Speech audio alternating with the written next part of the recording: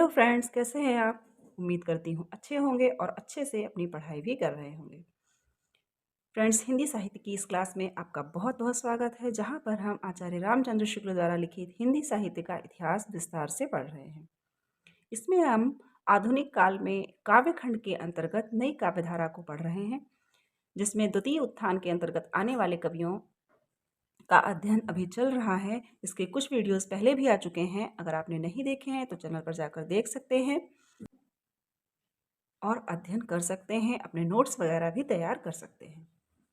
आइए देखते हैं आगे के कवियों को। आज हम पढ़ने वाले हैं पंडित राम नरेश त्रिपाठी को। पंडित राम नरेश त्रिपाठी त्रिपाठी जी का नाम भी खड़ी बोली के कवियों में बड़े सम्मान के साथ लिया जाता है। भाषा की सफाई और कविता के प्रसाद गुण पर इनका बहुत जोर रहता है। ये भाषा की सफाई और जो कविता में प्रसाद गुण होता है, प्रसाद गुण पर अत्यधिक जोर देते हैं।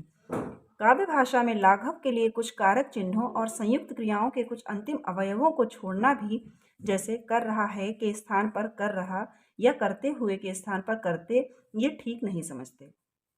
इनका मतलब होता था कि जो संयुक्त क्रियाएं हैं उनको ज्यों का त्यों लिखा जाए। काव्य भाषा में जो कर रहा या करते हुए तुक जो छोड़ देते हैं लोग, कुछ छूट जाते हैं अवयव, उन अवयवों को भी छोड़ना इन्हें उचित नहीं लगता था। कार्य क्षेत्र में जिस स्वाभाविक स्वच्छंदता, रोमांटिसिज्म का आभास पंडित श्रीधर पाठक ने दिया था, उसके पथ पर चलने वाले द्वितीय उत्थान में त्रिपाठी जी ही दिखाई पड़े। रोमांटिसिज्म का आभास जो हमें श्रीधर पाठक जी से मिला था, उस पर चलने वाला द्वितीय उत्थान में कौन सा कवि दिखाई पड़ा? त्रिपाठी जी ही उस पथ पर चलने वाले दिखाई पड़े, जो पथ श्रीधर पाठक जी ने जिसका प्रवर्तन किया था, जो पथ उन्होंने अपनाया था, उस पर आगे चलकर हमें त्रिपाठी जी ही चलते दिखाई देते हैं। मिलन, पथिक और स्वप्न नामक इनके तीनों खंड काव्यों में इनकी कल्पना ऐसे मर्म पथ पर चलती है जिस पर मनुष्य मात्र का हृदय स्वभावतः ढलता आया है। इन तीनों, मिलन, पथिक और स्वप्न, इनके तीनों खंड काव्य, ये इन्होंने तीनों आचार्य शुक्ल ने खंड काव्य माने हैं। इसमें इनकी कल्पना ऐसे मर्म पथ पर चलती दिखाई देती है। इसमें इतनी मार्मिक व्यंजना है जिस पर मनुष्य मात्र का हृदय स्वभावतः स्वाभाविक रूप से ढलता आया है। ऐतिहासिक या पौराणिक कथाओं के भीतर न बंधकर अपनी भावना के अनुकूल स्वच्छंद संचरण के लिए कवि ने नूतन कथाओं की उद्भावना की है। ऐतिहासिक या पौराणिक कथाओं के भीतर न बांधकर, इन्होंने अपने आप को ऐतिहासिक या पौराणिक कथाओं में न बांधकर, जैसी इनकी भावना थी, अपनी भावना के अनुकूल स्वच्छंद संचरण किया है और उस स्वच्छंद संचरण के लिए नूतन कथाओं की उद्भावना की है। इन्होंने नई नई कथाएं काव्य में प्रयोग की हैं या काव्य में उन कथाओं को उद्घाटित किया है। कल्पित आख्यानों की ओर यह विशेष झुकाव स्वच्छंद मार्ग का अभिलाष सूचित करता है। कल्पित आख्यानों की ओर यह इनका जो पौराणिक या ऐतिहासिक कथानक थे, उनको छोड़कर कल्पित आख्यानों की ओर इनका विशेष झुकाव था। ये विशेष झुकाव जो है वह स्वच्छंद मार्ग का अभिलाष सूचित करता है कि इनकी भी अभिलाषा जो थी, इच्छा जो थी, वह स्वच्छंद मार्ग पर चलने की थी, जिस प्रकार से श्रीधर पाठक जी चले थे। इन प्रबंधों में नर जीवन जिन रूपों में ढालकर सामने लाया गया है, ये मनुष्य मात्र का मर्म स्पर्श करने वाले हैं।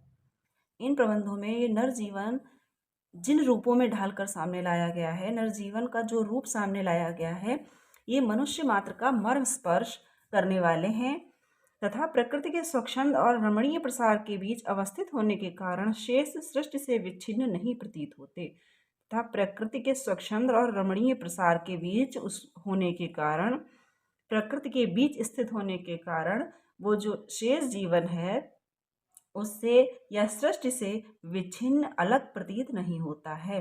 प्रकृति के साथ ही मनुष्य के जीवन का सामंजस्य मार्मिक रूप से दिखाया गया है।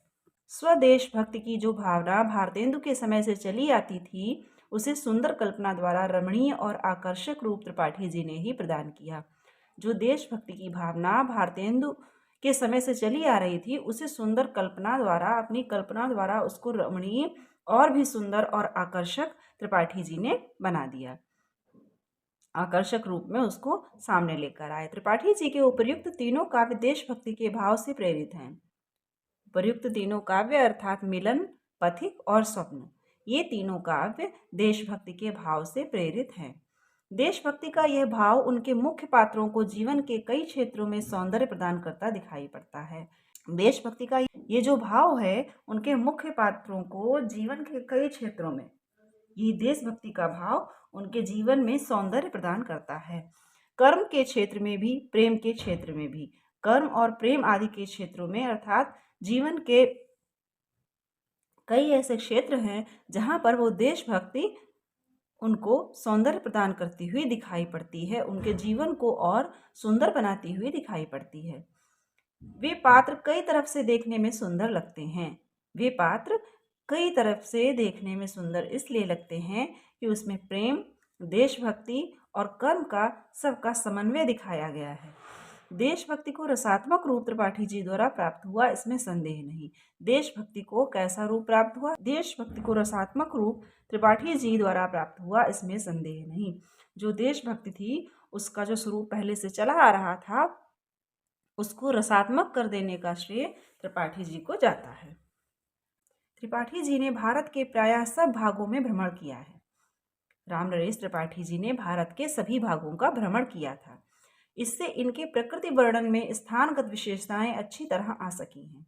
स्थान विशेष का भ्रमण कर लेने से उसके बारे में अच्छी जानकारी हो जाती है, और इन्होंने चूंकि भ्रमण भारत के प्रायः सभी भागों में किया था, तो जिस भी भाग का इन्होंने वर्णन किया है, प्रकृति वर्णन में जो उस स्थान की विशेषताएं थीं वो भी उसमें समाहित हो गई हैं।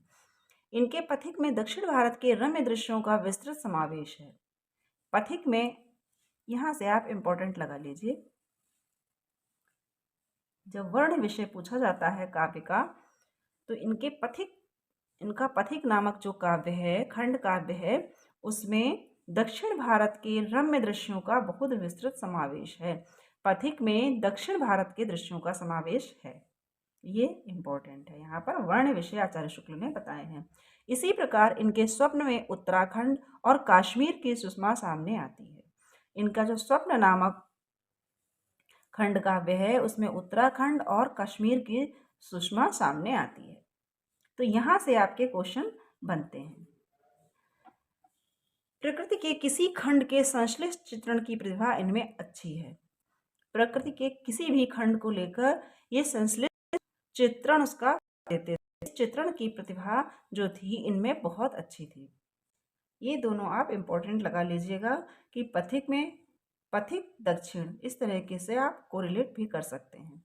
तो पथिक में दक्षिण भारत का जिक्र इन्होंने किया है, उसके दृश्यों का वर्णन किया है, वहाँ की सुंदरता का वर्णन किया है। इसी प्रकार से उत्तराखंड और कश्मीर की सुषमा इन्होंने स्वप्न में वर्णित की है अपने स्वप्न नामक काव्य में। जिस प्रकार यहाँ भी, इसमें भी आधा अक्षर है और इसमें भी और इसमें भी, तो इसी से आप कुछ कोरिलेट करके इसको याद रख सकते हैं।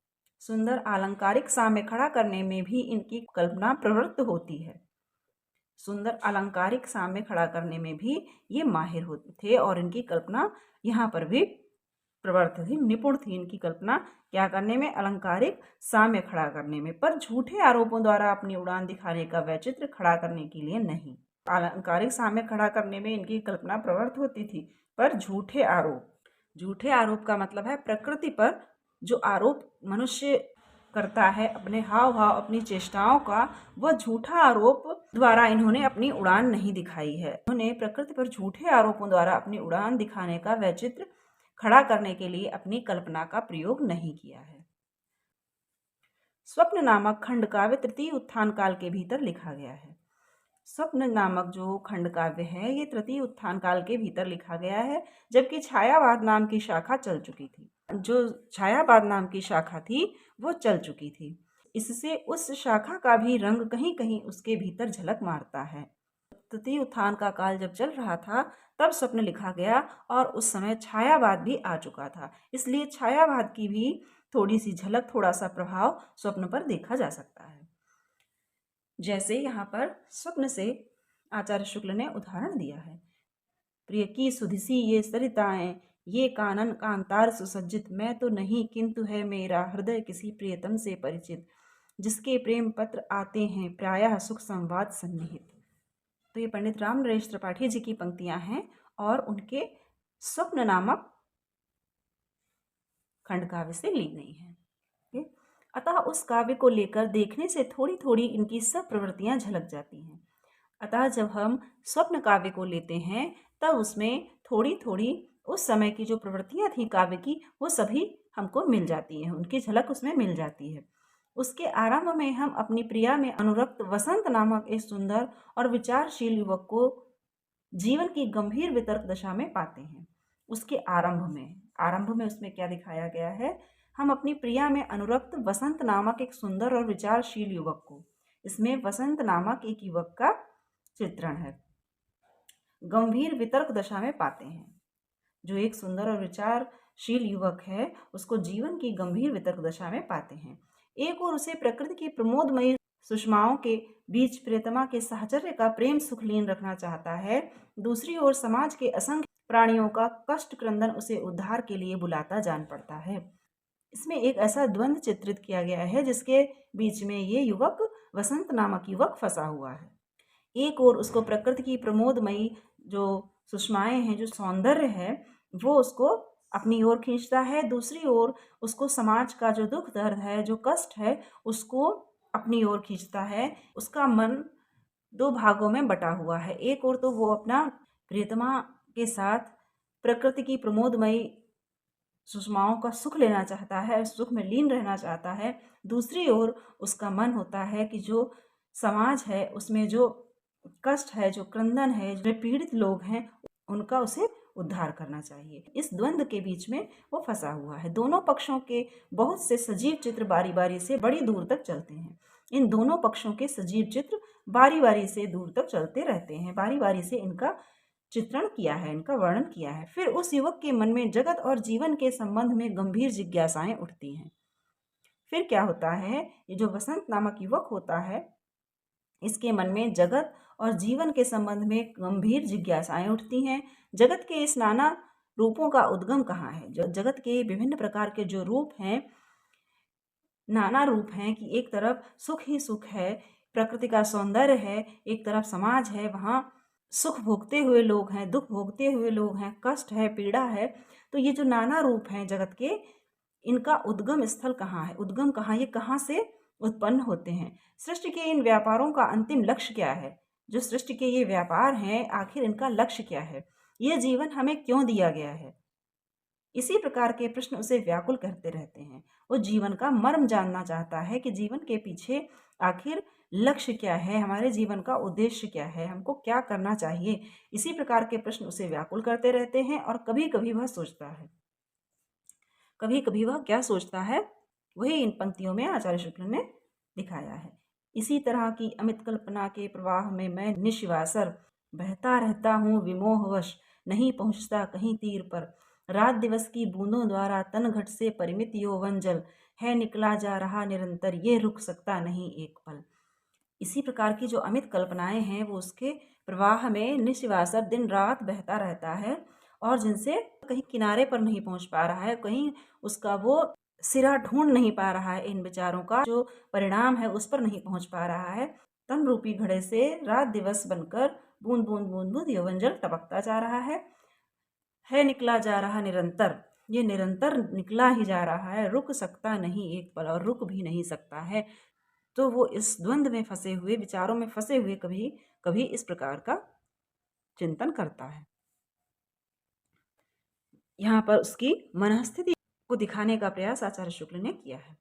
कभी कभी उसकी वृत्ति रहस्योन्मुक्त होती है, वह सारा खेल खड़ा करने वाले उस छिपे हुए प्रीतम का आकर्षण अनुभव करता है। कभी कभी उसकी वृत्ति रहस्योन्मुक्त होती है, वह सारा खेल, ये जो सारा खेल है जगत का, इसको खड़ा करने वाले प्रीतम का आकर्षण अनुभव करता है और सोचता है कि मैं उसके अन्वेषण में क्यों ना चल पड़ूं, और उसकी खोज में चल पड़ने को उसका मन कभी कभी प्रवृत्त होता है। उसकी प्रिया सुमना उसे दिन रात इस प्रकार की भावनाओं में ही मग्न और अव्यवस्थित देखकर कर्म मार्ग पर स्थिर हो जाने का उपदेश देती है। तो इस तरह से देखा जाए तो स्वप्न नामक काव्य में वसंत नाम का युवक है और सुमना उसकी प्रिया है। तो ये पात्र अगर पूछे जाएं तो भी आपको ध्यान रखना है कि वसंत और सुमना स्वप्न नामक खंड काव्य के पात्र हैं। सुमना जब दिन रात उस इन्हीं भावनाओं और विचारों में मग्न जब देखती है, उसको अव्यवस्थित सा घूमते देखती है, तब उसको वो कर्म मार्ग पर स्थिर हो जाने का उपदेश देती है कि अपने कर्म में उसको प्रवृत्त रहना चाहिए, कर्म पर ध्यान देना चाहिए, कर्म मार्ग पर चलना चाहिए। सेवा है महिमा मनुष्य की, न कि अति उच्च विचार द्रव्य बल। मूल हेतु रवि के गौरव का है प्रकाश ही, न कि उच्च स्थल। मन की अमित तरंगों में तुम खोते हो इस जीवन का सुख। कितनी अच्छी बात कही है कि अपना जो कर्म है उसको निरंतर करते रहना चाहिए, क्योंकि विचारों का कोई अंत नहीं है। इससे जीवन का सुख, विचारों के भंवर जाल में उलझकर जीवन का जो सुख है वो भी नष्ट हो जाता है। इसके उपरांत देश पर शत्रु चढ़ाई करता है और राजा उसे रोकने में असमर्थ होकर घोषणा करता है कि प्रजा अपनी रक्षा कर ले। इसके बाद जिस राज्य में वह रहता है उस राज्य पर दुश्मन चढ़ाई कर देते हैं और राजा शत्रुओं को रोकने में असमर्थ होने के कारण यह घोषणा कर देता है कि प्रजा अपनी रक्षा स्वयं कर ले। इस पर देश के झुंड युवक निकल पड़ते हैं और उनकी पत्नियां और माताएं गर्व से फूली नहीं समाती हैं। जब राजा इस प्रकार कहते हैं तब युवक निकल पड़ते हैं और उनकी पत्नियां और माताएं गर्व से फूली नहीं समाती हैं, इसलिए कि वो अपने देश की रक्षा करने के लिए उठ खड़े हुए हैं। देश की इस दशा में वसंत को घर में पड़ा देख उसकी पत्नी सुमना को अत्यंत लज्जा होती है। परंतु इस दशा में भी, जब देश की ऐसी दशा है उसमें भी वसंत घर में पड़ा रहता है, तो उसकी पत्नी सुमना जो है उसको लज्जा होती है और वह अपने पति से स्वदेश के इस संकट के समय शस्त्र ग्रहण करने को कहती है। जब वह देखती है कि उसका पति उसी के प्रेम के कारण नहीं उठता है, तब वह अपने को ही प्रिय के कर्तव्य पथ का बाधक समझती है। वह समझती है कि उसके प्रेम के कारण ही उसकी यह गति हो गई है। वह सुनती है कि एक रुग्णा वृद्धा यह देखकर कि उसका पुत्र उसी की सेवा के ध्यान से युद्ध पर नहीं जाता है, अपना प्राण त्याग देती है। एक जो रोग से पीड़ित वृद्धा है, जब उसका पुत्र उसकी सेवा करने के कारण युद्ध पर नहीं जा पाता है, तो यह देखकर वह वृद्धा अपने प्राण त्याग देती है। अंत में सुमना अपने को वसंत के सामने से हटाना ही स्थिर करती है। अंत में सुमना यह निर्णय लेती है कि वह वसंत के सामने से हट जाएगी और चुपचाप घर से निकल पड़ती है। वह पुरुष वेश में वीरों के साथ सम्मिलित होकर अत्यंत पराक्रम के साथ लड़ती है और वह पुरुष का वेश धारण करती है और पुरुषों में ही सम्मिलित होकर अत्यंत पराक्रम के साथ लड़ती है। उधर वसंत उसके वियोग में प्रकृति के खुले मैदान में अपनी प्रेम वेदना की पुकार सुनाता फिरता है और एक तरफ वसंत है जो सुमना के वियोग में व्यथित होकर प्रकृति के खुले क्षेत्र में जाकर अपनी जो वेदना है उसकी पुकार सुनाता है। पर सुमना उस समय प्रेम क्षेत्र से दूर थी। सुमना अब वहां नहीं थी, स्वदेश की रक्षा करने के लिए युद्ध के मैदान में थी। अर्धनिशा में तारागण से प्रतिबिंबित अति निर्मल जल में नील झील के कलित कूल पर मनोव्यथा का लेकर आश्रय, नीरवता में अंतस्थल का मर्म करुण स्वर लहरी में भर प्रेम जगाया करता था वह विरही विरह गीत गा गा कर। भोजपत्र पर विरह व्यथा में अगणित प्रेम पत्र लिख लिख कर डाल दिए थे उसने गिर पर नदियों के तट पर वनपथ पर सुमना के लिए दूर थे ये वियोग के दृश्य कदम्बक और न विरही की पुकार ही पहुंच सकी उसके समीप तक। एक तरफ वसंत विरह से व्याकुल होकर इस प्रकार कर रहा था और दूसरी ओर सुमना थी जो पुरुष वेश धारण कर अपने देश की रक्षा के लिए निकल पड़ी थी। अंत में वसंत एक युवक, वास्तव में पुरुष वेश में सुमना, अंत में वसंत एक युवक, वो युवक कौन था? जो सुमना ही थी जो पुरुष वेश में थी। ये उद्बोध से निकल पड़ता है और अपनी अद्भुत वीरता द्वारा सबका नेता बनकर विजय प्राप्त करता है। उसके उद्बोधन से, उस युवक की पुकार से जो कि सुमना ही थी के द्वारा पुकारे जाने पर निकल पड़ता है और अपनी अद्भुत वीरता का परिचय देते हुए विजय प्राप्त करता है। राजा यह कहकर कि जो देश की रक्षा करे वही राजा, उसको राज्य सौंप देता है। उसने देश की रक्षा की थी तो राजा उसी को राज्य सौंप देता है। उसी समय सुमना भी उसके सामने प्रकट हो जाती है और उसी समय सुमना भी अपने वेश में उसके सामने प्रकट हो जाती है। स्वदेश भक्ति की भावना कैसे मार्मिक और रसात्मक रूप में कथा के भीतर व्यक्त हुई है, ये उपरोक्त सारांश द्वारा देखा जा सकता है। जैसा कि हम पहले कहे आए हैं, त्रिपाठी जी की कल्पना मानव हृदय के सामान्य मर्म पथ पर चलने वाली है। स्वदेश भक्ति की भावना को किस प्रकार मार्मिक और रसात्मक रूप में त्रिपाठी जी ने अपने इस काव्य में प्रस्तुत किया है, तो उनकी हृदय की जो कल्पना है वो मानव हृदय के सामान्य मर्म पथ पर चलने वाली है। सामान्य जो मार्मिकता है मनुष्य हृदय की, उसके पथ पर चलने वाली है। इनका ग्राम गीत संग्रह करना इस बात को और भी स्पष्ट कर देता है। इन्होंने ग्राम गीत भी संग्रह किए हैं, तो इनका ग्राम गीत संग्रह करना इस बात को और भी स्पष्ट कर देता है कि ये साधारण मनुष्य और उनकी भावनाओं से जुड़े हुए थे। अतः त्रिपाठी जी हमें स्वच्छंदतावाद, रोमांटिसिज्म के प्रकृत पथ पर दिखाई पड़ते हैं। इनकी रचना के कुछ उदाहरण नीचे दिए जाते हैं। ये इनकी रचना के उदाहरण हैं। ये पंक्तियां भी स्वप्न नामक काव्य की हैं। चारु चंद्रिका से आलोकित विमलोदक सरसी के तट पर बौर गंध से शिथिल पवन में कोकिल का आलाप श्रवण कर और सरक आती समीप है प्रमदा करती हुई प्रतिध्वनि। हृदय द्रवित होता है सुनकर, शशिकर छूकर यथा चंद्रमणि, किंतु उसी क्षण भूख प्यास से विकल वस्त्र वंचित अनाथगण हमें किसी की छाह चाहिए कहते चुनते हुए अन्नकण आ जाते हैं हृदय द्वार पर। मैं पुकार उठता हूँ तत्क्षण, हाय मुझे धिक है जो इनका कर न सका मैं कष्ट निवारण। उमड़ घुमड़ कर जब घमंड से उठता है सावन में जलधर। हम पुष्पित कदम्ब के नीचे झूला करते हैं प्रतिवासर, तड़ित प्रभा या घन गर्जन से भय या प्रेमोद्रेक प्राप्त कर वह भुजबंधन कस लेती है। यह अनुभव है परम मनोहर, किंतु उसी क्षण वह गरीबिनी अति विषाद में जिसके मुंह पर घुने हुए छप्पर की भीषण चिंता के हैं घिरे वारिधर, जिसका नहीं सहारा कोई आ जाती है दृढ़ के भीतर। मेरा हर्ष चला जाता है एक आह के साथ निकलकर। ये यहाँ पर जो द्वंद्व इसका नायक वसंत महसूस करता था, जिस द्वंद्व का उसे आभास होता था, जिन दो पक्षों के बीच उसका हृदय बटा हुआ था, उसी का वर्णन यहाँ पर किया गया है। ये भी स्वप्न की पंक्तियां हैं। आगे यहाँ अन्य पंक्तियां दी हुई हैं। प्रतिक्षण नूतन वेश बनाकर रंग बिरंग निराला, रवि के सम्मुख थिरक रही नभ में बारिद माला। नीचे नील समुद्र मनोहर ऊपर नील गगन है, घन पर बैठ बीच में विचरूं यही चाहता मन है। सिंधु विहंग तरंग पंख को फड़का कर प्रतिक्षण में है निमग्न नित भूमि अंक के सेवन में रक्षण में। ये पथिक नामक काव्य की पंक्तियां हैं, जिसमें दक्षिण भारत का जिक्र किया गया है। दक्षिण भारत की सुंदरता का वर्णन है। मेरे लिए खड़ा था दुखियों के द्वार पर तू, मैं बाट जोहता था तेरी किसी चमन में। बनकर किसी के आंसू मेरे लिए बहा तू, मैं देखता तुझे था माशूक के वतन में।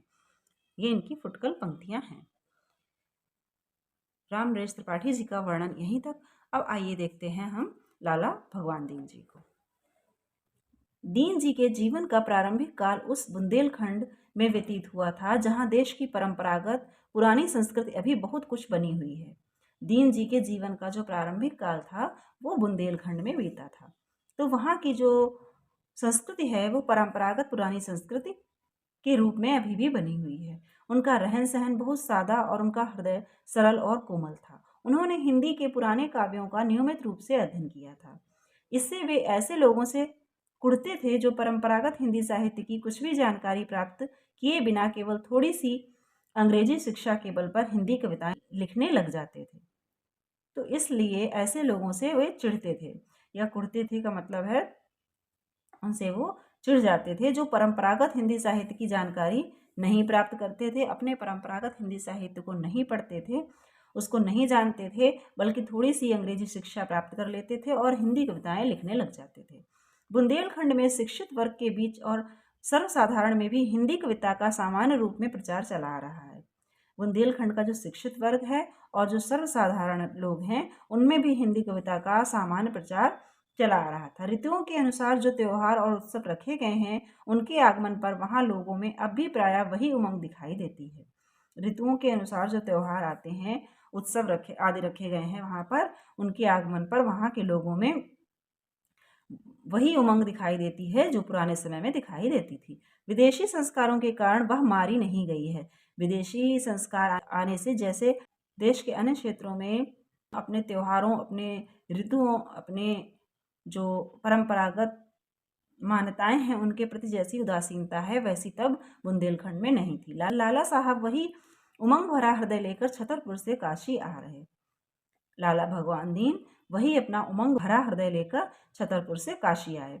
हिंदी शब्द सागर के संपादकों में एक वे भी थे। ये आपका इंपॉर्टेंट है। हिंदी शब्द सागर जिसकी भूमिका में ये इतिहास ग्रंथ लिखा गया था, उसके संपादकों में एक नाम लाला भगवान दीन का भी था। पीछे हिंदू विश्वविद्यालय में हिंदी के अध्यापक हुए। बाद में वे हिंदू विश्वविद्यालय में हिंदी के अध्यापक भी रहे। हिंदी साहित्य की व्यवस्थित रूप से शिक्षा देने के लिए काशी में उन्होंने एक साहित्य विद्यालय खोला, जो उन्हीं के नाम से अब तक बहुत अच्छे ढंग पर चला आ रहा है। उन्होंने हिंदी साहित्य की व्यवस्थित रूप से शिक्षा देने के लिए साहित्य विद्यालय भी काशी में खोला था। कविता में वे अपना उपनाम दीन रखते थे और लाला भगवान दीन, दीन ये जो है इनका उपनाम था। लाल जी का जन्म संवत 1923 और मृत्यु 1978 जुलाई 1930 में हुई थी। पहले वे ब्रज भाषा में पुराने ढंग की कविता करते थे। पहले वे ब्रज भाषा की जैसी कविता होती थी परंपरागत रूप से, उसी प्रकार की कविता करते थे। पीछे लक्ष्मी के संपादक हो जाने पर खड़ी बोली की कविताएं लिखने लगे। जब वे लक्ष्मी पत्रिका के संपादक हुए तो फिर वो खड़ी बोली की कविताएं लिखने लगे। खड़ी बोली में उन्होंने वीरों के चरित्र लेकर बोलचाल की कड़कड़ाती भाषा में जोशीली रचना की है। खड़ी बोली में उन्होंने वीरों के चरित्र को लेकर जो एकदम कड़कड़ाती भाषा होती है, जोशीली भाषा होती है, उसमें रचना की। खड़ी बोली की कविताओं का तर्ज उन्होंने प्रायः मुंशियाना ही रखा था। खड़ी बोली की कविताएं उनकी जो थी उनका तर्ज उन्होंने मुंशियाना ही रखा था। वह छंद भी उर्दू के रखते थे और भाषा में चलते अरबी फारसी शब्द भी लाते थे। उनके छंद भी उर्दू के होते थे और भाषा में जो अरबी फारसी के शब्द प्रचलित थे वे भी उनकी कविता में आ जाते थे। इस ढंग के उनके 3 काव्य निकले। इसी प्रकार के 3 काव्य उनके निकले, जिसमें एक है वीर क्षत्राणी, दूसरा वीर बालक और वीर पंचरत्न। वीर क्षत्राणी, वीर बालक और वीर पंचरत्न, ये इनके 3 काव्य निकले। लाला जी पुराने हिंदी काव्य और साहित्य के अच्छे मर्मज्ञ थे। ये पुराने हिंदी काव्य और साहित्य के अच्छे जानकार, अच्छे मर्मज्ञ थे। बहुत से प्राचीन काव्यों की नए ढंग की टीकाएं करके उन्होंने अध्ययन के अभिलाषियों का बड़ा उपकार किया। बहुत से प्राचीन काव्यों की उन्होंने नए ढंग की टीकाएं लिखी, जिससे कि जो नए अध्ययन करने वाले हैं, अध्ययन करने की इच्छा रखते हैं, उनके लिए सुविधा हो सके।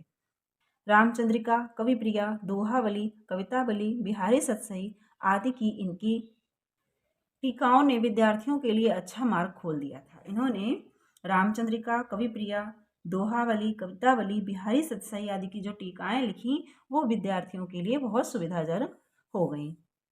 भक्ति और श्रृंगार की पुराने ढंग की कविताओं में उक्त चमत्कार वे अच्छा लाते थे। भक्ति और श्रृंगार की जो अपनी कविताएं लिखते थे उसमें उक्त चमत्कार वे अच्छा ला देते थे।